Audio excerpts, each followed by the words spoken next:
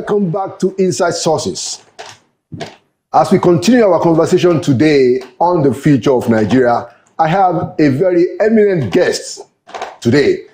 He is the former Deputy Governor of Anambra State, as a matter of fact, for the last 8 years, just before the current administration. He is Dr. Ukem Okeke.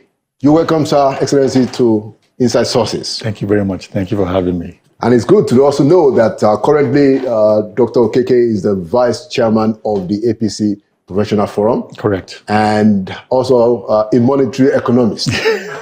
All right. So I hope that we get to monetary policy. Yes. But just to open the discussion, Excellency, if you look at where the country is today, would you say that our trajectory is on course to a greater Nigeria that many of us believe is our potential? Yes, I believe so. I truly believe in my heart that we are in the right, direction. Nigeria had actually been through a whole lot. We've been in a situation where things haven't been going very well. But I see a difference in direction. I see a difference in the leadership. For me, leadership is not about being a brain surgeon. It's simply about sincerity of purpose. Are you sincere in your heart that you want to make a difference? You want to make the lives of people better? Legacy is on human beings. It's not on the structures. It's on human beings. And I see this administration and the Asiwaju-led administration in focused to do what is right. Of course, you have to make some hard decisions, right, which I believe is done so far. The removal of fuel subsidy is a major decision that took quite a lot for him to have done. Of course, the trying to merge the exchange rate, the official and the parallel rate, right, that's also a major decision. And I think these are things that we need to do in this period, and then try and manage the outcome, the consequences of such decisions, because it's been very difficult for the masses. It's a situation that people did not find themselves in a couple of months back. Now they have to face it. They have to face the reality that fuel price has gone up. The Naira has devalued to try to find its proper level. But I believe it's something we need to do. And the question is, can we sustain it? We must sustain that direction and continue focused and continue in that direction. Of course, some of the things the president has done in the fiscal space, like the reforms, the tax reforms, are also fantastic. These are things we need to do. Try and create a station where we can increase our revenue. Right. We need to look into the oil sector, make sure we plug all the leakages, stop all the sealing that goes on in that area. So there is progress. There is progress in the right direction. We just have to be sustained. Yeah, I like your positive outlook. The next question I wanted to ask you is, so since it's your view that we are in the right direction, how do you think, we can mitigate the problem of poverty in Nigeria? That's one. And then, of course, as you try to, undo that, then the current hardship. Many people believe that, yes, I think we all agree that it's important to remove the subsidy. But the way that it was done, many have said that there were no sufficient preparation. And if you look at it, quite frankly, the social investment program, which has been on since 2016, is not even currently in play because of some of the problems that were encountered, in the management of that ministry and that program. So you have a situation where you have the removal of the subsidy, which has, caused a lot of inflation and a lot of hardship. And yet, the social investment program that is some kind of a buffer is not in place, Excellency. There are certain decisions when you take, the result is, in the short run, it's going to be difficult. People are going to go through really a serious, very difficult period. But with time, things will definitely get better. Take for instance, I listened to Dangote saying that he's reduced the price of diesel. Yeah. Now, you know that the masses move with vehicles that run on diesel. Goods produced in the farms are moved with vehicles that run on diesel. Right. Of course, that's going to help in reducing the price of transportation. If that happens, Hopefully. hopefully. Oftentimes, what goes up in Nigeria? No, it has to come down. I think it's just a process. I think we're all in a hurry to see the change taking place. It doesn't work that way. It's not like a light bulb switch. You switch it on and you switch it back off. No, it's going to be a process that will take place. Now, you mentioned the issue of a social investment program. It was in place, but I think as soon as the administration started and noticed the problem with that ministry, he had to say, put a check. Wait a minute, let's stop. Right. Because the point was that were those palliatives getting to the right people? Were those conditional payments or whatever they were doing getting to the right people? I believe it wasn't. Maybe some of them were stolen or maybe given to people who did not deserve it.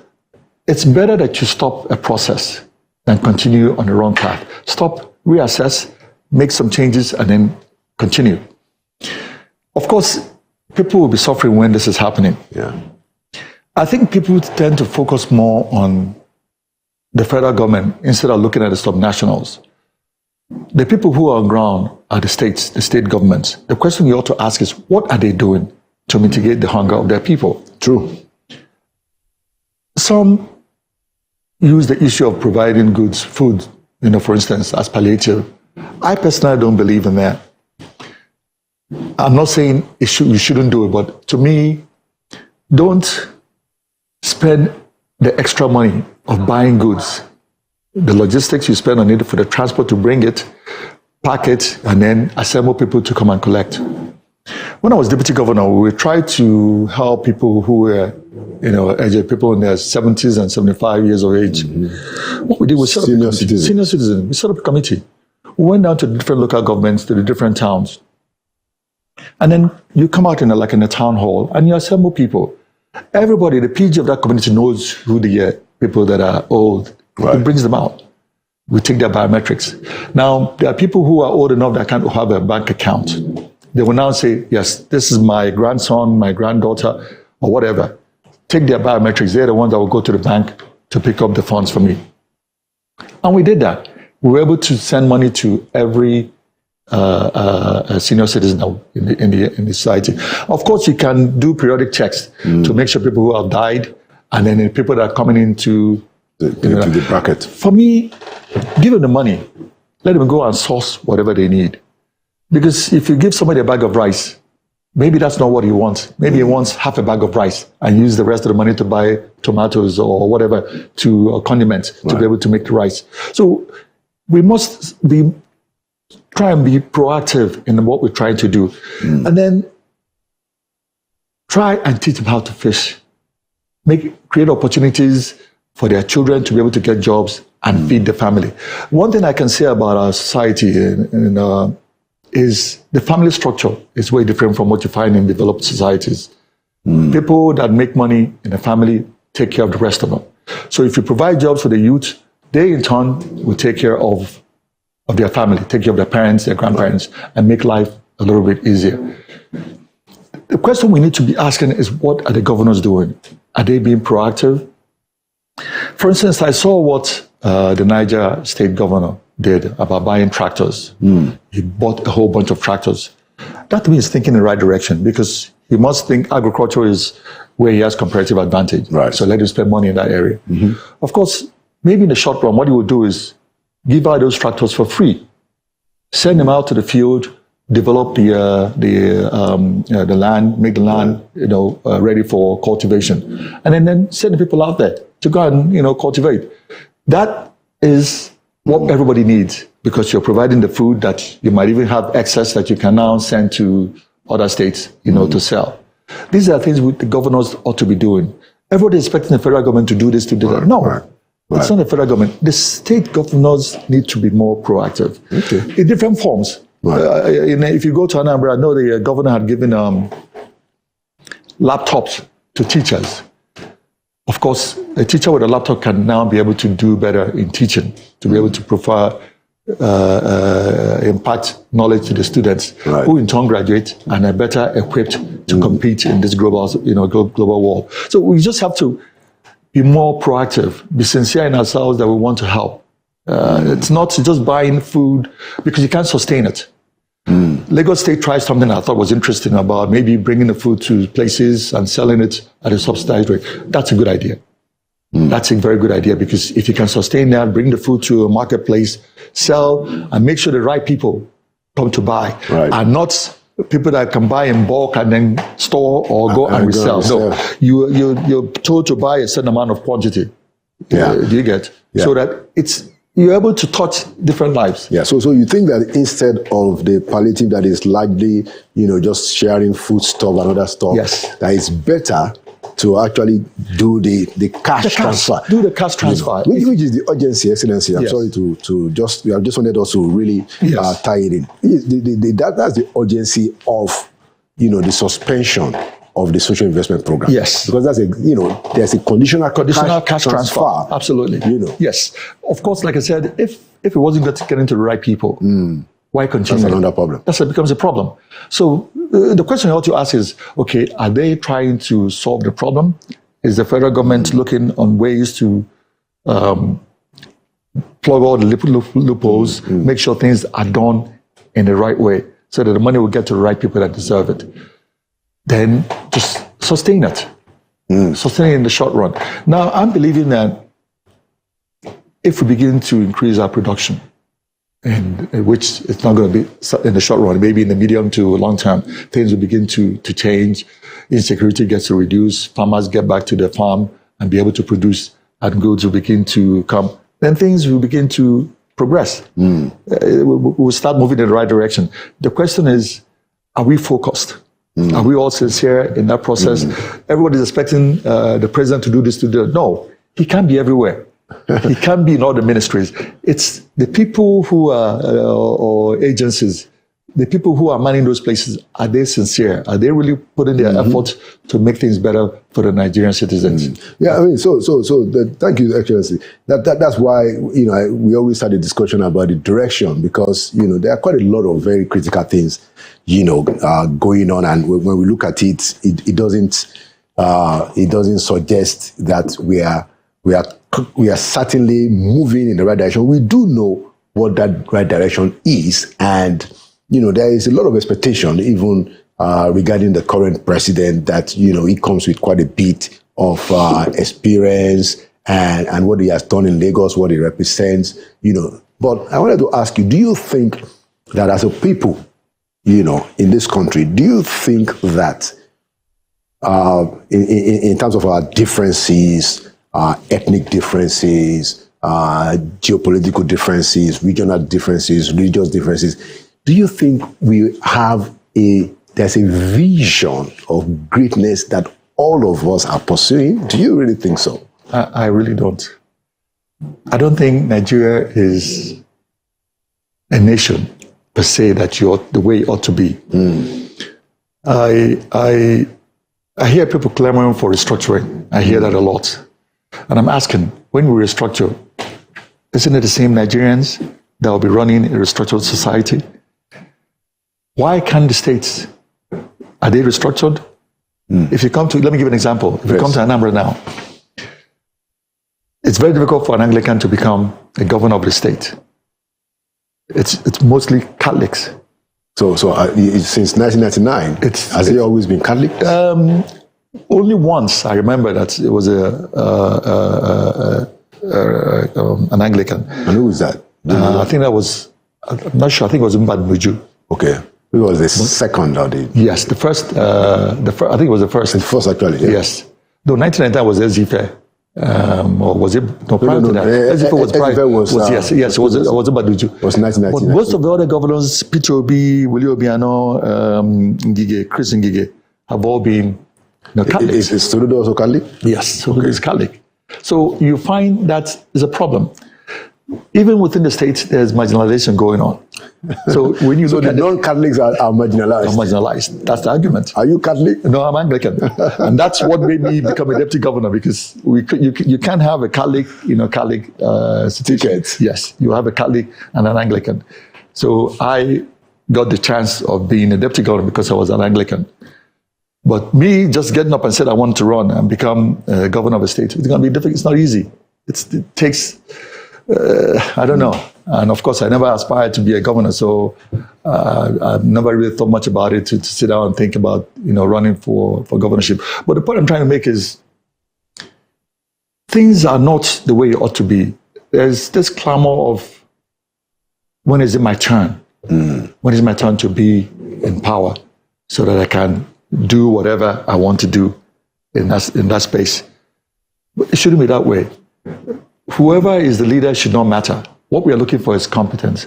Looking for people that are sincere, that will come out and do what is right and make my life or life of the citizens better. That's the way it ought to be. But people are more interested in, when is our turn?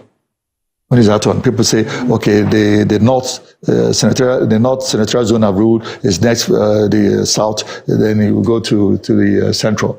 No, it really shouldn't be. But that's the nature of the society we're in. We clamor for the north to be president, the south has to be president. These are things that should not matter, but this is the society we're in. How does that change? I don't know. I really don't know. Time will tell. But I also believe that we're all human beings. We all know what is right. If a man gets into power and does what is right, everybody would know this is the right thing to have been done, and he's doing it. And that begins to change the people's mindset, not looking for my own turn.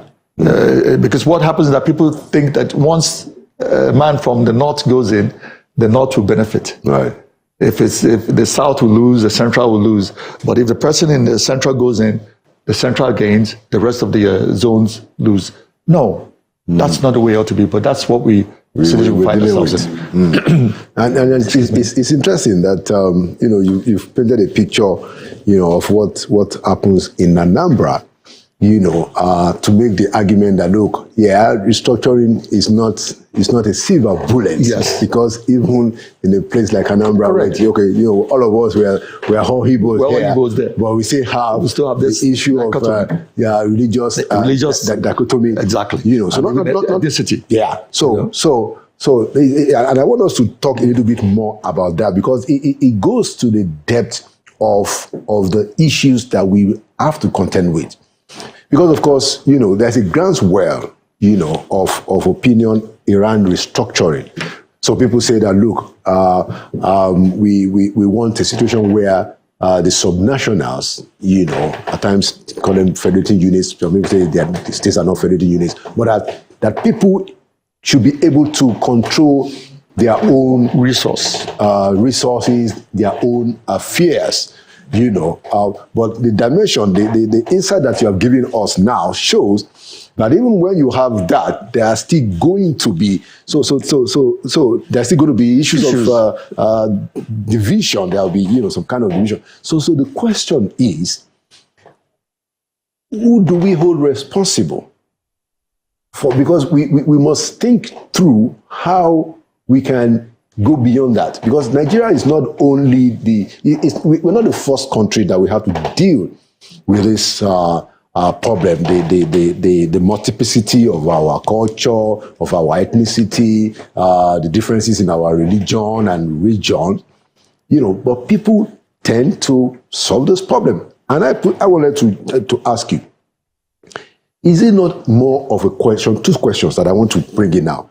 First of all, is it not a decision of the elite to say that, look, regardless of who you are, regardless of where you come from, these are the minimum benchmark that we must live by as a society? That's one. And then secondly, is it not also a question of ensuring that there are structures, and when we break the structure or we violate the rules, there is consequence. What do you think about those two things in trying to actually re-engineer our society? Thank you. The first part of your question was the elite. Yes. I'm not sure the elite, they're ready to change the society. Let me give an example of what I'm saying. When I was deputy governor, I traveled to Lagos and I met with the traders from Anambra. Okay, who live in Lagos. Yes. The who is who. I mean, these are the big boys. These people that bring in about 100 to 200 containers every month. And I said to them that you guys are here very interested in your containers coming in. And that's your focus. My container has to come in. But you fail to realize that with one stroke of a pen, a 50 naira pen, ballpoint pen, your container becomes a contraband. That if you're not politically aware, you may lose out. That you all should begin to think politics in addition to your trading. Right. And I said to them that 10 of you big boys can actually sit down and say, let's decide who becomes the governor of our state. And I said, this is how you do it. Put resources together. Contribute, I don't know how, however money you think you can all pitch in and put together. And then look at all the people that are coming out to run for governorship and invite them and ask questions, ask critical questions. Who are you? Yeah. Where are you coming from? What do you do as a living? How do you think you can make a difference to the Anambra people? And then after you've interviewed all, how many, whatever they are, pick one. Pick the one that you think has the capacity to deliver. Now, don't pick that person because he's your brother, he's your sister, he's from your town, he's not from your town. Don't pick him because you expect him to come up with projects for you when he becomes the governor.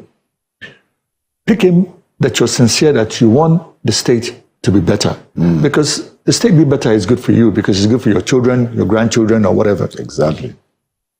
And then make sure he wins. And then see his 4 years in office. If he performs, make sure he gets a second term. If he doesn't, look at the new crop of people who want to be governors and focus on them. Don't look at the party. Just focus on bringing the right person in office. And I said to them, do that maybe 2, 3, 4 cycles. You begin to get the right people to aspire to be governors, because they're now no longer worried. For someone like me now, one of the reasons why I don't want to run is I don't have the money to run. And I don't intend to borrow money from somebody and expect that person to be at the back of my neck, expecting me to do this or do that for him. So once that person comes in with the qualities and delivers for the first 4 years, then give him a second term. If he's not, look at the other people that are coming in and make sure that somebody takes over from him. Because what you're looking for is a better society. That you have money, that you're rich, you're wealthy, you live in Lagos, you have a big house in the village, the road to your house is not tarred. You're afraid when you come home that you put on your generator because you're afraid of people, your villagers telling the armed robbers to come and get you. What life is that? It's not life. So what you're trying to do is create a better society. And if that happens, the state that you come from begins to progress. Yes. Value of property begins to what? Rise. To rise. You find yourself spending more time in your town. So that's what did they say to you? Sorry. They listen. I'm interested in that. They entered in one ear and popped out the other one. Because the commitment is not there. What some of them are more interested in is, yes, I know who the governor is. And when I'm having a function, he blows his siren and comes to my house to visit. And that's all. But I think people need to sit down and tell themselves the truth, because the society we want is something that will be good for us, good for our children, and good for our great-grandchildren. But whether the elites are ready for that, I don't think so. Because you see the way things go, the way things happen, and you ask yourself the question. I mean, I was a deputy governor for 8 years, and I keep on asking myself, where are we going? And, I want to say this, it's interesting because I think people spend time blaming politicians. Right. But a politician cannot steal without the cooperation of a civil servant. True. He can't. He needs the cooperation of a civil servant. I'll give you an example. I got an approval from the governor to fix some of our vehicles. that were broken down. Of course, I gave the approval. They had to buy an engine to fix one of the trucks. 2 weeks after this happened, I sent him an error and they said, "Oh, guy, the truck is broken down." I'm saying, why? I just fixed I it. just fixed it. Now, I'm the deputy governor. Do you expect me to go to town, go to the mechanic, and make sure he buys the right part to put in the vehicle? No, I can't do that. But somebody who is in authority, somebody that was given charge to go and do that, did something that was not right. That's why the vehicle It's broken down. is broken down. You give them money to go and buy an AC, that Samsung AC, for instance. They won't buy Samsung AC. They'll buy another name in the market that's cheaper. So you find things happening that you just shake your head. But you can't be everywhere. That comes to the second part of the question about no consequence for misbehavior and malfeasance. I've always said this, and I've said it more often than I can even remember. What we lack in this country is accountability. Every man in authority or woman in authority must be held accountable for your actions or inaction. People get away with murder here. People do things that are just mind-boggling. And I ask myself, why? Americans are not better citizens than we are. They're not better human beings. True. The reason why they don't get into all kinds of malfeasance is because there are checks and balances there. A typical Nigerian that you see in Murtala Airport trying to travel out of the country, struggling, acting like a fool. But as soon as he lands in UK or in the US, He behaves himself. he behaves himself.